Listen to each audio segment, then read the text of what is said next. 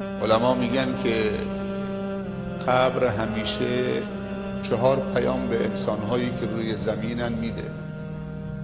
میگه من خانه مار و مور و عقربم، انا بیت الدود، من خانه کرم ها هستم. انا بیت الغربه، من خانه غربتم. انا بیت الوحشه، من خانه وحشتم. انا بیت الظلمه، من خانه تاریکی ام.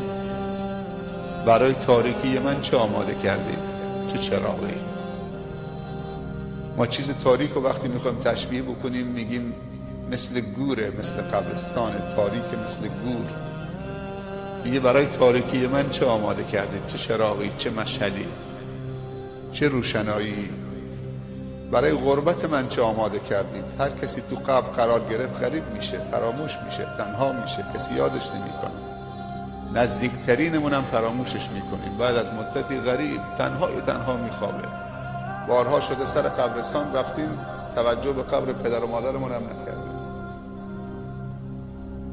انسانی که مرد بعد از مدتی فراموش میشه، غریب و تنها میشه. چه انسی که اونجا باش انس بگیری، تو غربت من از تنهایی در بیایید. القبر اما روضة من ریاض الجنه و اما حفرة من حفر النیران، فروح و ریحان و جنت نعیم.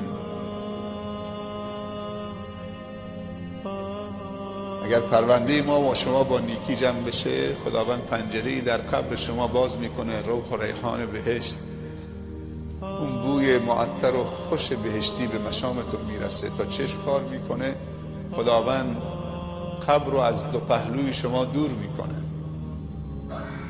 و باغی از باغهای بهشت خواهد شد.